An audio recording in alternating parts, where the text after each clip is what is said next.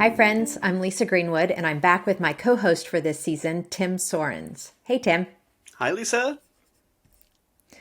Our theme for this season is about formation.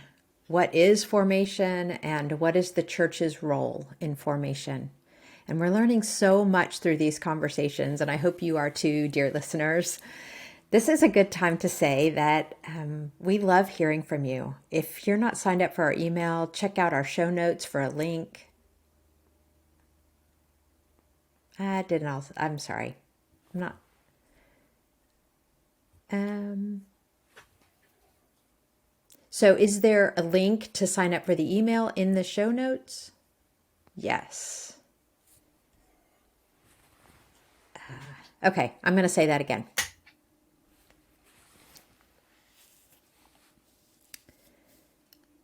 Our theme for this season is formation.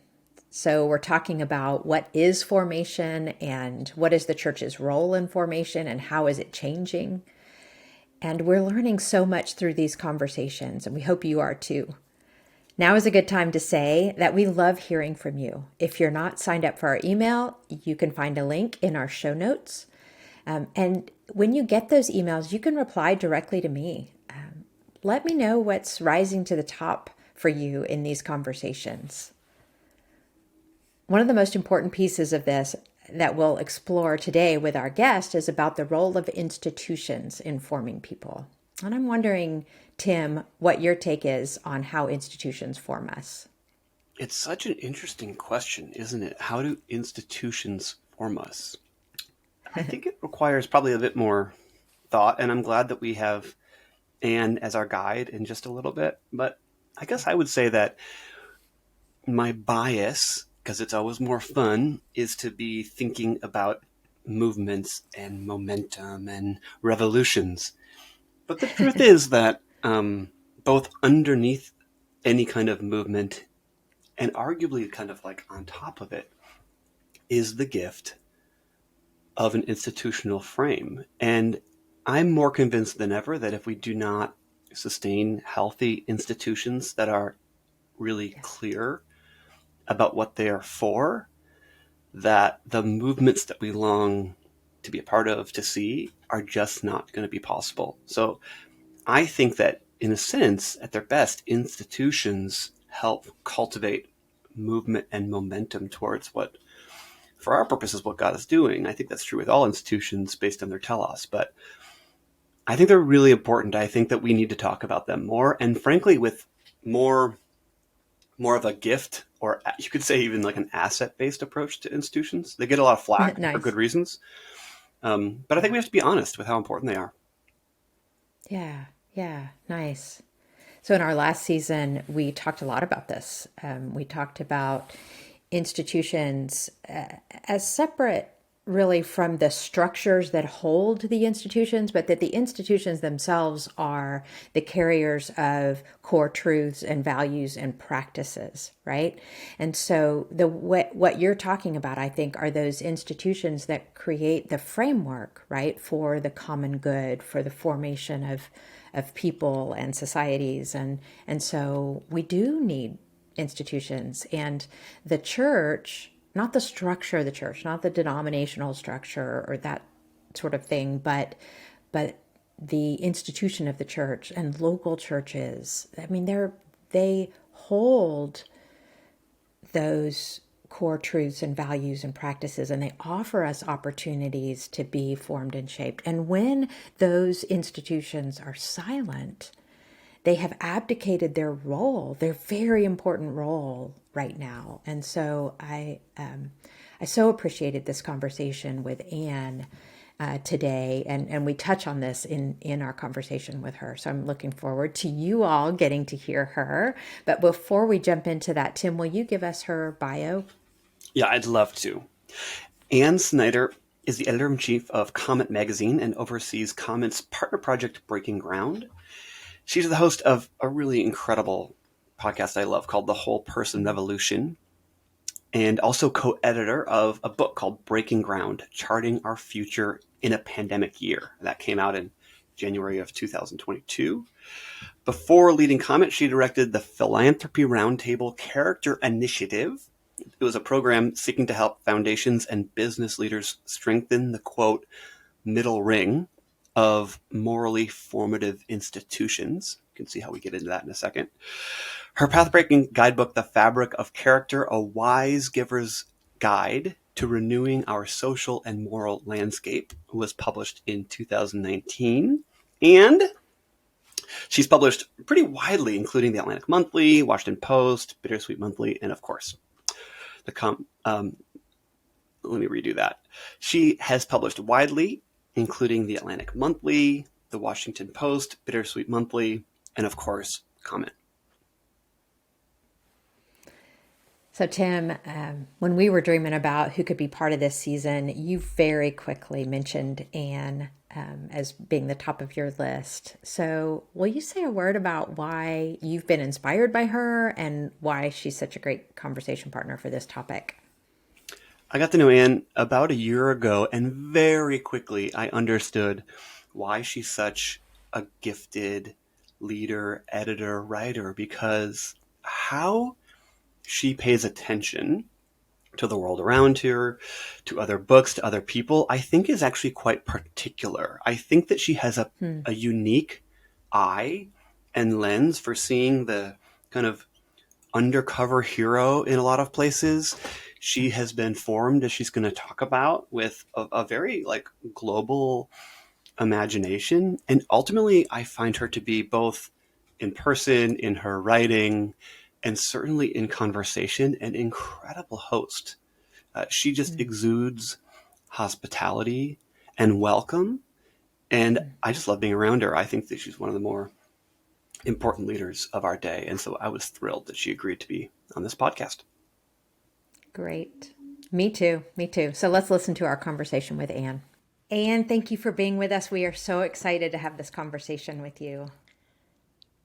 Thanks for having me. It's Great. a joy to be here. We want to jump right in with getting to know you a little bit. And because this season is about formation, we kind of want to use a formation frame and wonder if you could share a few things that stand out for you in your life that have shaped you into the person you are today.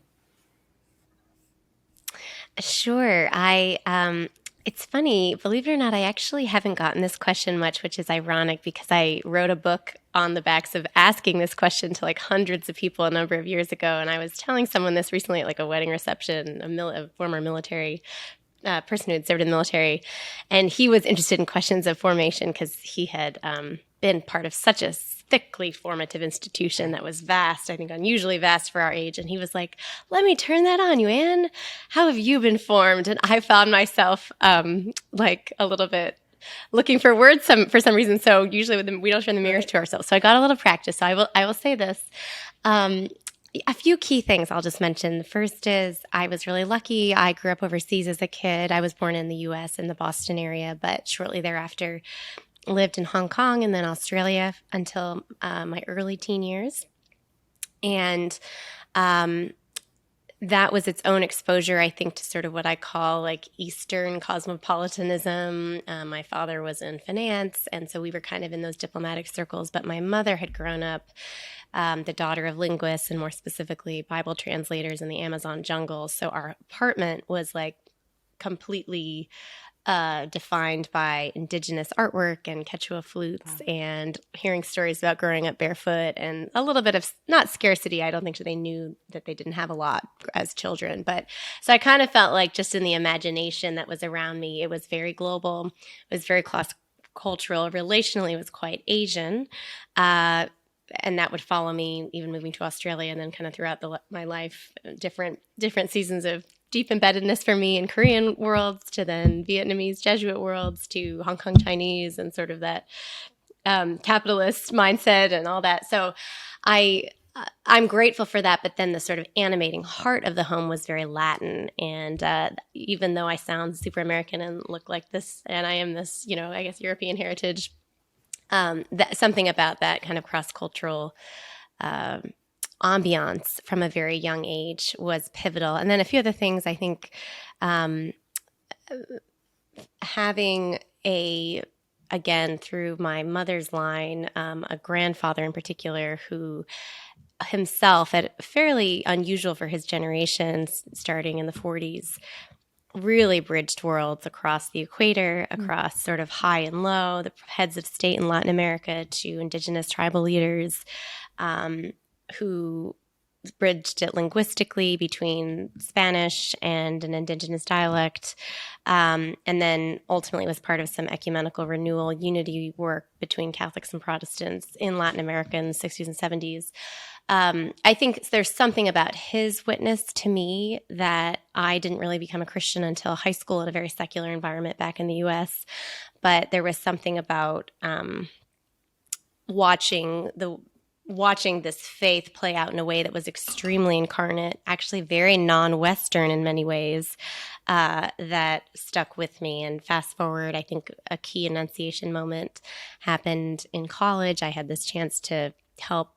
We didn't really help. We basically, a bunch of American college students helped raise money for a year to then go down. It was one of these classic, I'm not sure they do these anymore, but, a couple of weeks of walking alongside a rural village to help them dig some ditches for a water system. That was a very real need. They obviously did most of the work. We just provided some of those like American greenbacks, dollar bills. And that experience, I think I found myself one of the only people in our American team who could speak the language. So I kind of unintentionally became this translator and felt kind of almost like I had a little bit of my grandfather's gifting passed on to me in ways that both crossed cultures and language and life experiences that almost felt beyond myself. Like I would just go to bed exhausted at the end of the everyday, so full of like emptying oneself in to try to make sure everyone was understanding one another, and that we weren't making too harsh of moral judgments just because this is a completely different socioeconomic strata and set of inheritances. But also I think just really coming face to face with people who really suffered on a day-to-day basis, whether you were women who didn't know if you would survive childbirth, or growing up with not enough food your whole life. It just sort of that confrontation with poverty for me at age 19, and watching. I right around that time, someone suggested to me, actually a Honduran, said, "Have you who had some American contact?" Said, "Have you ever read Henry Nouwen's Compassion? You need to read that right now." And so I read it, and it's basically a book that completely altered the shape of my faith and my understanding of sort of the intersections between what it is to be a bridge builder, but ultimately how love to have integrity has to suffer with. And I think something about those key pillars in my life. I'm not in love with suffering, but I'm drawn to anyone who's willing to put aside their own rights and kind of endure slights or being overlooked or real pain. And there's something about watching people allow that to be a gem tumbler in service of love of neighbor and love of the other that I think continues to animate me to this day, though I've found myself in more sort of intellectual, vocational waters, not digging ditches to build a water system. And then the final thing I'll say was, and we might get into this a little bit later. I had an experience right around when I turned 30 years old where there was just a lot of loss all of a sudden, and sort of a tragic misunderstanding led to this traumatic kind of loss of family, loss of vocation for a while, loss of geography and a home. And I was very displaced in every way. And I was picked up by a set of sort of substitutional institutions. And they were uniquely kind of lined with a familial logic. These were not like banks or even coffee shops. They were less transactional. They really had a sense of, we know what we are for, that therefore necessitates certain rituals. Those rituals help us, give us a sense of particularity and shared ownership. And I just sort of found myself adopted. It was in Texas, actually, by not just one institution that had some philanthropy involved, a retreat center, youth camps, there was that world, but also a variety of immigrant communities, deeply forged in that case by the Catholic Church.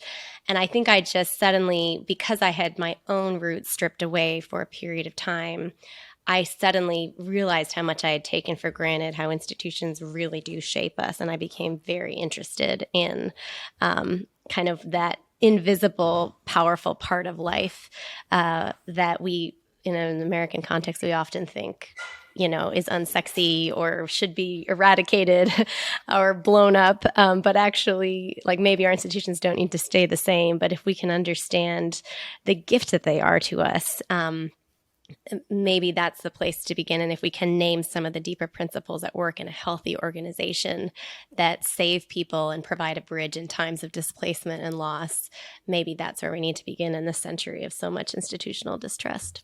Wow. And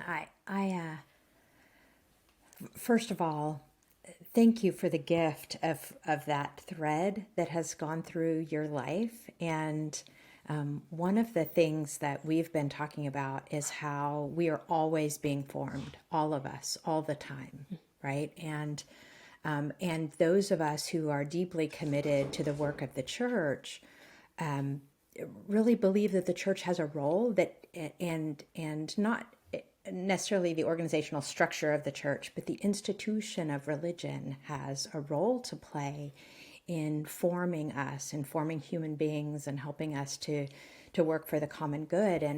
And one of the things we've seen in you is that you believe in institutions. You believe in their value. And so I would love for you to say more about what role you believe institutions have in forming us, in formation. And if we could even connect that dot to spiritual formation, I'd love that too.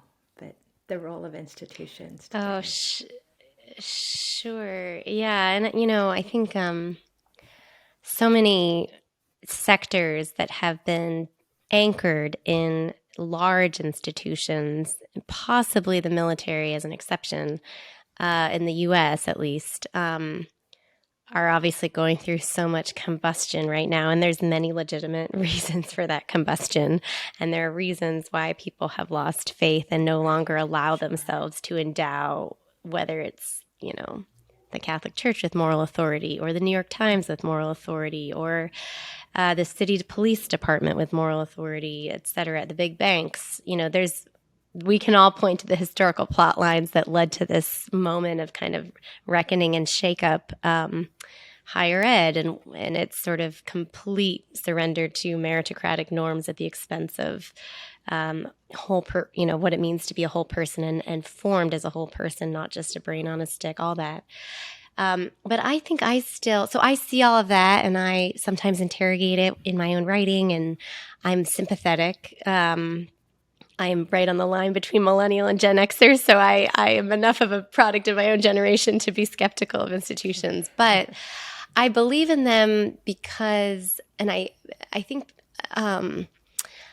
there's something like both very exhausting and also actually fundamentally dishonest about consciously both thinking and behaving as though we are our own islands and that we have come to every conviction on our own, and that we have not inherited anything. And I think the older I get, the more I find myself, and this may be actually a little bit of a feminine thing too. I don't know if this comes a little bit more naturally to women, but the older I get, I just find myself using words that are like gift, receiving, wombing, what it is to steward. I just find myself naturally gravitating towards these verbs that have me as a player in a long line that comes before me and that goes after me. And I do think institutionalists see themselves as debtors who owe something, not creditors to whom something is owed. And I just find something about that very beautiful and actually even helpful. Like, we're in this national moment of reckoning over a number of things in our history, but most obviously kind of, what you might call the original sin of sort of racial hierarchy of human value. And I think it's helpful, actually. On the one hand, we want some dose of individualism to yield what was the initial civil rights movement in the 60s, or the feminist movement. I mean, some of the good things that occurred to allow, individualism has its way of, I think, honoring human dignity and agency. But there's something about recognizing that we are in some long, mysterious stream. And that doesn't mean we are like a cog in the wheel, that we have no purpose and it's all just, we're part of this anonymous sea, but that somehow understanding that institutions are the bridge for us between individual self-actualization and contribution, and a sense of understanding your role, your role with something larger.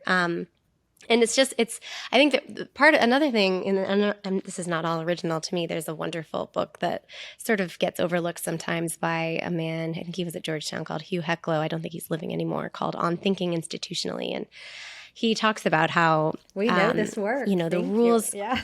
Do you? Okay. Yeah. It's like, the rules of an institution or even a profession, traditional professions, law, name them. They're not transactional like traffic regulations. They somehow get woven into our very identity when we practice them. So, I always find this when I talk to teachers. I don't have the gift of teaching. I wish I did. But when I talk to true teachers, whether they're teaching kindergartners or college students or even graduate students, there's something in their relationship to their craft that is extraordinarily humane. Like they understand the end, in this case, a human end towards which they are laboring. But there's also there's something about the pedagogy and what it means to cultivate a community around an idea, and what it means to create a safe container for deep disagreement, and what it means that, and there's something about all of that is it's almost like the way religions are created. Like there's something deeply anthropologically brilliant about understanding that we are actually not meant to be me, myself, and I. Like we awaken to the deepest truth of things always in dialogue. And I think institutions are the containers that allow us to experience that dialogue, even when it's discordant. Oh, I don't know if I answered your question entirely. Institutions I went a as little off, but for the forming, right? Through dialogue, through conversation, through this sort of ability to disagree and discover and be curious, and absolutely, it's beautiful. Yeah, it's quite. And we don't have. I was going to say it's Tim. quite countercultural to be a firm believer in institutions right now, particularly with kind of the winsome nature and conviction that you are. I find it actually quite inspiring. And as you said, if we take a moment and think about just kind of the honesty of how we have been formed, as we keep asking that question, of course institutions form us. And there's kind of like a fleeing away, perhaps, of thinking in some ways that they don't, when of course they do. So I just really appreciate that. Well, I think I used to think about this, I used to study a little bit what's happening to young men. There was sort of this uptick in unemployed young men in I would say circa I don't know all the data on this now, but I can't remember it. But somewhere between 2006 and 2014, there were these kind of drastic erosions of men in full-time work, and women as well. But it tended to hit men harder for a variety of reasons sociologically. So I thought about it then, but then it became so much clearer over COVID, as even though many people, people especially in white collar work, did retain their jobs and were able to continue to get paid and work in the world of ideas and virtual exchange behind a screen. I think part of all the mental health challenges we've seen escalate even further is the not being plugged in to something whole that is beyond the self. And, I even experienced this, though I happen to be actually serving. Comment is published by a wonderful Canadian think tank called Cardis, and it is, and I feel like I'm allowed to say this because I study institutions. I'm so lucky. It's the healthiest organization I've ever worked for on a number of metrics, and I'm so grateful to be there. But I am remote. I'm far away, and I don't see them in person very often. And while we have rituals weekly to sort of cover for that, and there is a sense of shared project, there's tasks and shared. There's all these dynamics that we're somehow able to sustain over phone, Zoom, email. On days where I really need to have deep work, there are times when I'm gosh, I feel like such an observer and so alone. And I'm somehow everything about my sense of purpose, what this is for, it's getting diffuse. It's losing itself. And you can easily almost settle into, it is sort of depressing to feel institutions are there, especially if we're a part of them, to remind us of of like a great purpose that we have in history. I just think human beings don't do very well when we are taken out of that electrical outlet. I totally agree. And you are the host yourself of a podcast, which I love, called The Whole Person Revolution. I'm wondering if you could tell us from your perspective, why whole person? Like, what do you mean by that? And I'm also curious, if you give kind of a sneak peek, what are some of the topics as you think about what it means to be a whole person? Whether that's through comment or specifically for the podcast, what are you wanting to explore right now as you think about what does it mean to be whole? Yeah, I love the question. This book I got to write a few years ago that wound up being called The Fabric of Character, I wanted almost on sheer, like, I think this would sell better grounds. I wanted to call it The Whole Person Revolution. And, for a variety of reasons, it was a more conservative place. I don't know. I don't want to call them stodgy, but they didn't like the word. They didn't like the phrase. So I said, I'll save that, and maybe I'll use it for something later on. So I'm glad I've gotten to use it for this podcast. Whole person, yeah, I broadly define it as having a conception of human beings that is head, heart, and helping hand. That we're not just, like I said earlier, brains on sticks, but we're also not just our emotions.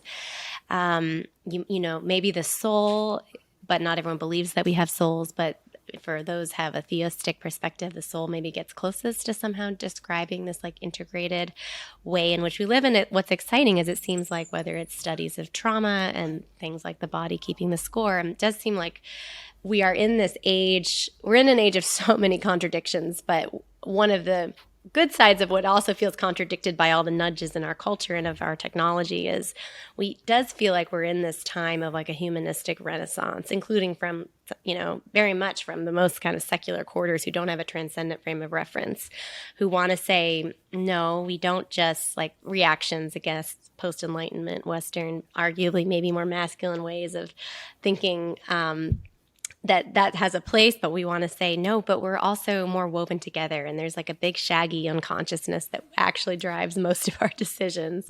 And our body sometimes picks up signals that we don't always know how to interpret, but quicker than our brain does. And so on the one hand, when I think about the whole person, that's the individual definition. It's also sort of a gesture towards this notion that whole people are at their most mature. It's trying to like put maturity and what it means to be mature and to have to constantly be growing towards that on the horizon as an ideal. But what it means to be mature and whole is to be competent at some level. And that you could be disabled, you could have Down syndrome, but to sort of be competent in a gift to a family, to a church, to a neighborhood, to a school classroom, and compassionate. And so I think those two C's, when I think of like the wholest people that I know, they combine that. There's like some sort of mastery, and it may not be the way Harvard views mastery of a domain, but there's mastery of some like magical thing they offer, and they have this ability to express like deep solidarity, deep listening, patient listening, and the gift of friendship. So it's like there's something about this wholeness in ourselves that is inherently porous and does relate to others, relates to the institutions, et cetera. So, yeah, this podcast, which has been its own evolved thing, I started it during COVID when I was running comment, but I did the crazy thing and decided to start something else during COVID because I just felt this like moral compulsion to create a more up to the minute space where specifically people of faith, although we welcomed other voices of goodwill and just people honestly seeking to understand what the pandemic and all the events that occurred in 2020 was revealing about our society. I created this thing called Breaking Ground, which was this web platform that was a little bit more kind of up to the news in a way. Comment is like 8 miles deep and looking at deep trends. This was sort of actually following the news cycle a little bit more, yet trying to create a capacious, deeper space to understand whether it was January 6th or the riots or social distancing or what did happen in our nursing homes or whatever. Is this a remaking time? And the podcast was initially, and I use that word because I was drawn to people who were in some ways institutionalists, who had kind of a revolutionary bug in them. Like they have that mischievous, upstart flavor, but they don't want to burn everything down. They want to reform. And I'm just, and something about their desire to do that, they recognize the wicked complexity of our worst problems. And they kind of recognize that the normal, like, scientific reductionistic way of splitting a problem into a bunch of sub-problems and then adding them all up somehow wasn't quite going to work. So to give you concrete examples, these just, for whatever reason, in ways that are often driven more by my intuition than my mind, I somehow find, like, repeatedly myself put in the path, usually in a journalistic capacity, but they become friends, of police officers who are realizing that their training only escalates a mental health crisis, and they need to figure out how to become more like social workers and gain some psychological listening skills, or at least pastoral abilities to de-escalate, so that a suicide doesn't happen, so that a murder doesn't happen, and so that we don't see even, I've studied more mental health than race in the police context, but some of the principles apply to what has been on everyone's mind basically since 2014 in Ferguson.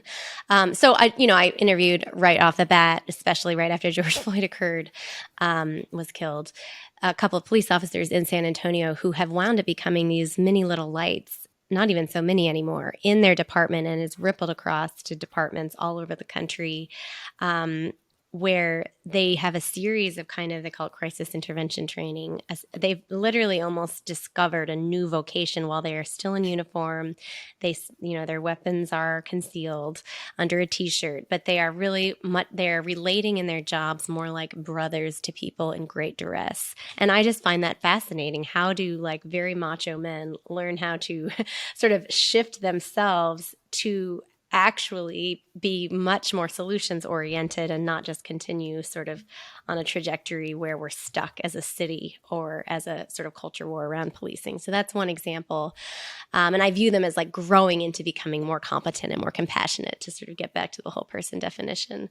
Another one that was early on in this podcast was interviewing both the founder of and now a former prisoner who's part of this rather incredible offender community called the Other Side Academy in Salt Lake City, and they're replicating in I think Denver and I think Dallas. I may be wrong about that, but it's this very rigorous, almost multivariable calculus level moral community that accepts men and women who have spent anywhere between 8 to 20 years in jail or prison into it, and you can stay anywhere from 2 to 4 years, and it's all peer-to-peer, and they have a series of deep principles that really transform you as a person. So it is character transformation in a scene, in a home.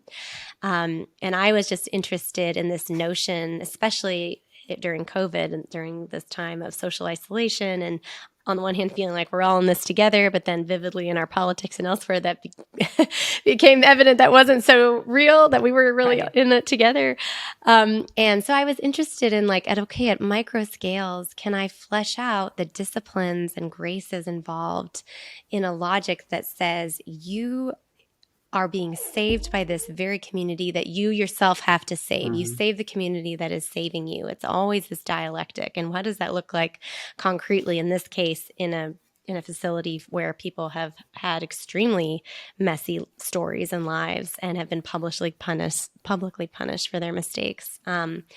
So a lot of the people I interview on the podcast and how I think about the whole person revolution, they tend to be stewards of institutions, whether they began in a position of authority or risen up to that, or a sphere. It may not be so structured. It may be Miss Rosie on the block in Shreveport, who's sort of the trusted older auntie figure that everyone goes to when gunshots ring out on the street, and she's the one making cookies and she's the one gathering them on her front porch. But I'm just interested in these people, and they tend to be comments, actually, core readership, who I think are feeling increasingly beleaguered and alone in an age that is obsessed with binary warfare in our politics and our religions, and who are somehow bringing much more of an aptitude of, I don't know everything.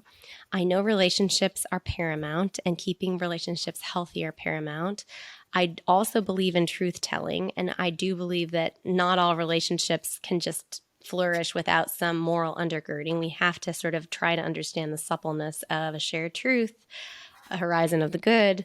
And I want to take some risks and try some things that are often a little bit iconoclastic within my own sector, that are going against the norms, but I want to do so in a way that is trying to save this institutional reality to be more in touch with the human needs of our time.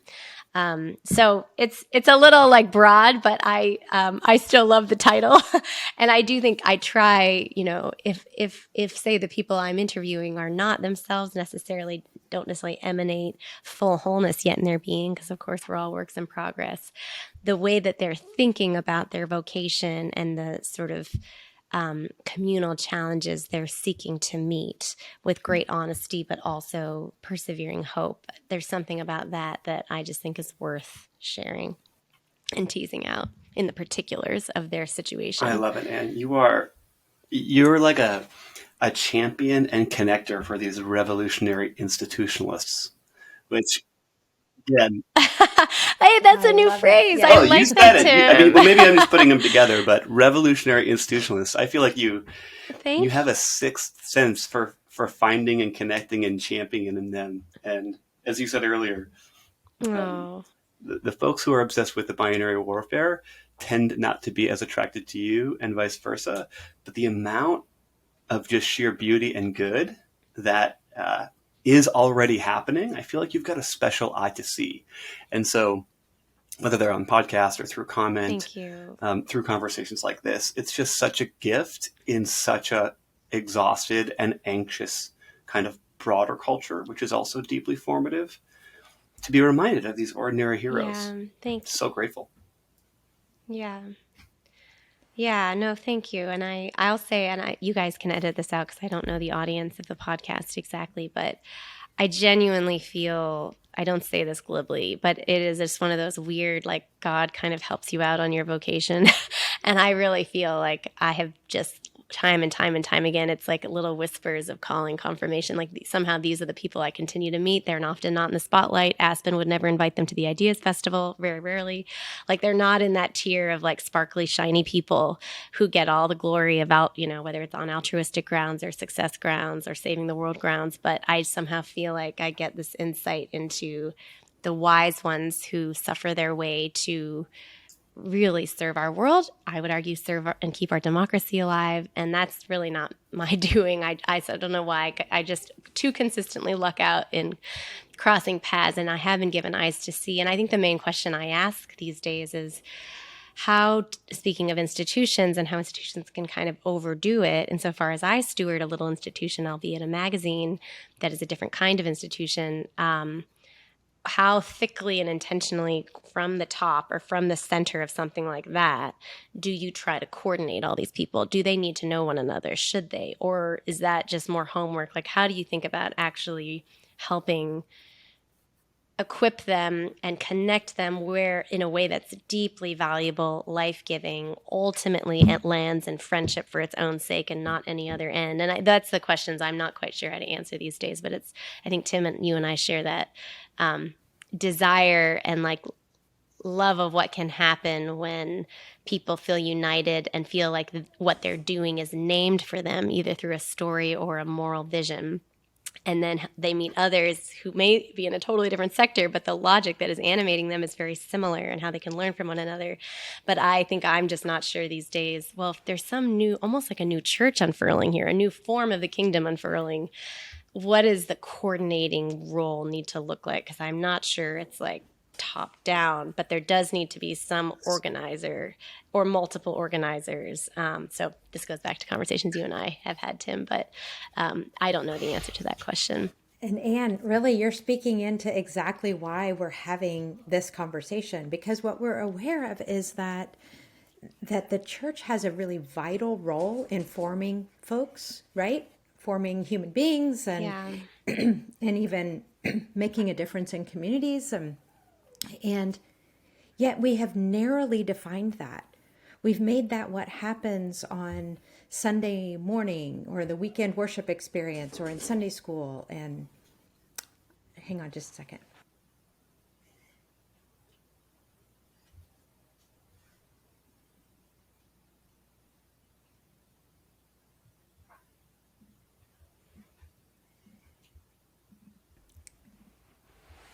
Sorry about that.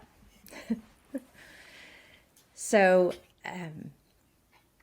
that we have narrowly defined how formation happens, whether that's in the weekend worship experience or in Sunday school, and actually we're being formed all the time. And when you talk about these leaders, and they are humble servants, and they are leaders, and they are revolutionary, and they are countercultural and beautiful and transformative, and they are, and you describe this, they are being formed in new ways than maybe how they might have been trained for their professions or their institutions. But now they're realizing, I need to be formed in new ways. And then they're helping form others that then impacts the community and such.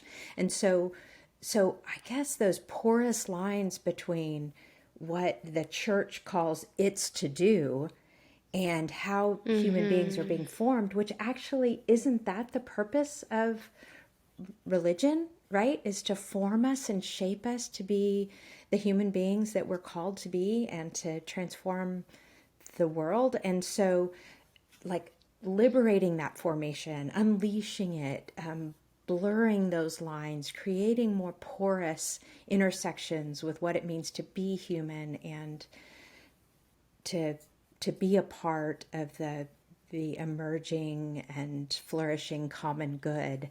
Isn't that what we're talking about, really, ultimately? Yes.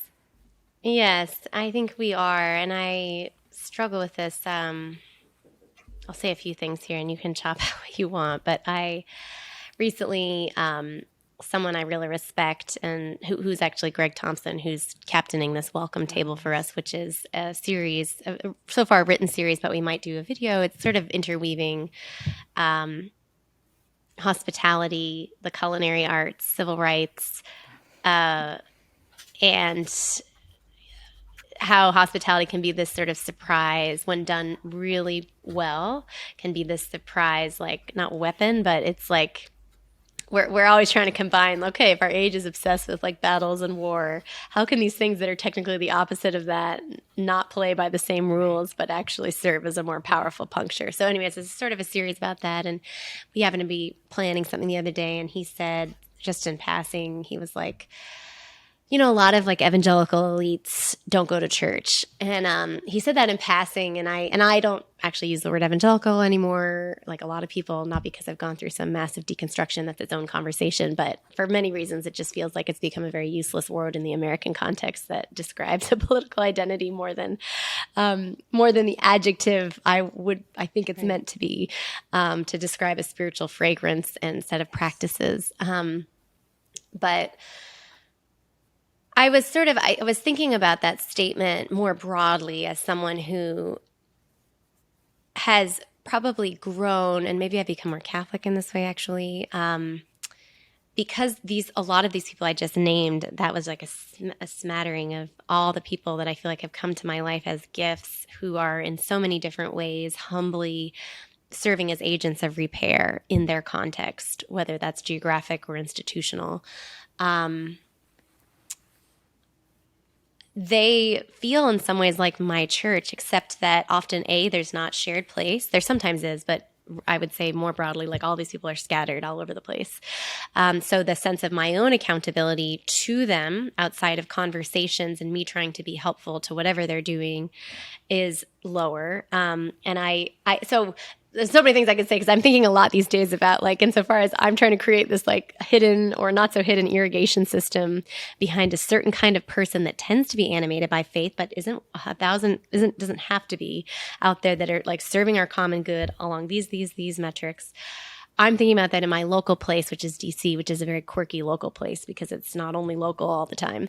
And yet, and I don't want it just to be like pastors and churches knowing one another to serve the neighborhood. I want them to be conversing with the police department and the mental health institutions around here and our homeless shelter down the street and the business community, and like just that huge understanding of civil society that we sort of view, at least in a modern context, if we do a graph of it, like, okay, that's like democratic shalom. That looks like we can get on board with that. But so I guess I still want to hold out hope. Like I still want to put a plug in for the place of the institutional church, whether that's a local church, because I think for all of the ways it's going through its own Yeah. reckoning these days on a variety of levels. I'll just speak personally. Like, there's no other place I can go where I feel like I do see the face of God in so many neighbors and these heroes I'm mentioning, and also the homeless folks down the street. I think I've hopefully matured in that way where there is this challenge to I see the face, and that's sort of a horizontal way of accessing accessing the face of Christ, which is a real mystery. But there's no other place I can go where I feel like there's a sense of like almost pure, even though I know it's a communal act of worship, whereas there is this like pure obeisance, which is this beautiful word that's like I think more beautiful than obedience, where I feel like I can truly be sort of humbled and surrender and confess. And there's something about that like ultimate telos and ultimate sacrifice that's like the cyclic and Eucharistic thing that I still believe like needs to happen in this consecrated way, in that requires an institution called the church. But Tim is really the expert on like what is the church for. But I agree with you, and I think I'm trying to figure out, okay, how do these like light posts that allow for that ultimate constant ritual of renewal and humbling and wrestling to occur in corporate life, because we also have our private ways of doing that. How does that then punctuate? Like, what is almost the metronome at which that then interacts with the kingdom as it's living out Monday through Saturday through Sunday again and again and again usually in a place. So I don't have answers on this. Walter Brueggemann would, but I'm very much wrestling with this because, to be honest, I get a lot, and this is a compliment to our work, although my colleagues who are more theologically proper than I am don't always love when we get this, but comment, like, here's a lot from people who use it as like a prompt for their dinner conversations or whatever.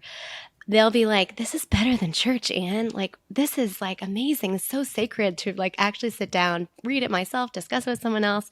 I feel like I just like got discipled in a way I haven't been discipled by the church in forever. And I'm sort of like, well, we're not trying to replace anyone here at all. And we're just a little, but there's something going on here where I think the baggage we bring to certain spaces, the ways in which, frankly, so much of, I would say, local Sunday church life everywhere, I don't care what denomination or Catholic, that it's just so disappointing. It feels so weak and like weak chicken soup. So I think there's something about that is real, and I don't want to overly condemn it, but needs to somehow be maybe in better conversation with people outside the professional religious, and maybe there we can find a new fashioning. So I don't know what I'm talking about, to be honest, but you're hitting me kind of where it hurts. So and it hits. Yeah, I feel. Yeah, it hits us where it hurts too. And I mean, it hurts enough that we want to be part of having these conversations, that we want to help the church stand to its full height. We want to challenge the church when it's weak, watery chicken soup. We want to. It hurts enough and we care enough that we want to lean into these hard questions and challenge what it means to be formed and shaped and what the church's role in it. So thank you for It's speaking so important. truth. Oh, well, I don't know if I'm speaking truth, but I'm just wondering, like, where are the prophets today? Where are the poets? And I do think, like, ideally, we're in such a secular culture now that it's tricky to even imagine the church explicitly having any authority or even like public legitimacy, even in a country as civilly religious as ours. But I long, even in my own Sunday experience, I long to be welcomed into an alternative reality through words and bread and hugs and tears and shared prayers. Like, I long for those moments of being reminded of an alternate place where my own guilt can be served up and healing is offered in a way that's like radical and profound and deeply spiritual. And that needs to happen repeatedly, rather than either obviously a political commentary, which is the worst, or I don't know. So many things. I'm glad I'm not a pastor. I feel bad for people in seminary because they have to deal with all this criticism from people like me, but it is hard to Well, solve those it. longings, I pray will be so. I do. Yeah, yeah.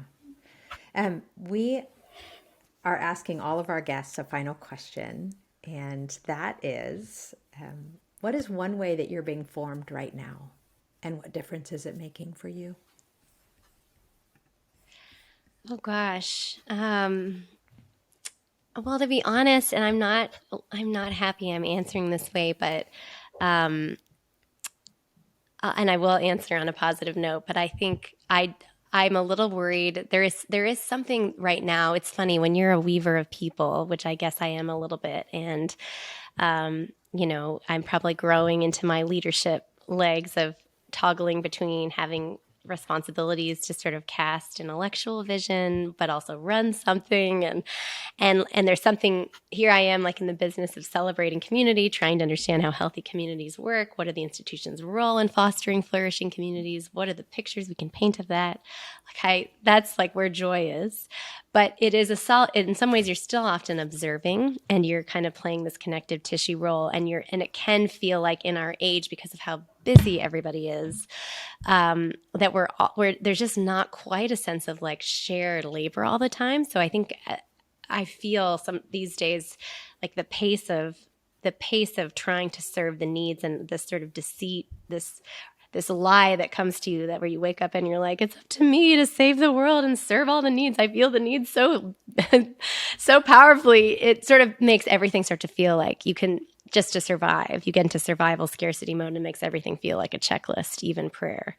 So I will be honest, that's a little bit how I feel like I'm being formed right now, that there's this feeling of like it's being deformed a little bit. And so I just want to be honest about, there are these, I think, seasons where you're just sort of something's amiss in where your own rooting is, such that I don't want everything, and certainly don't want people or my neighbor to feel like a checklist.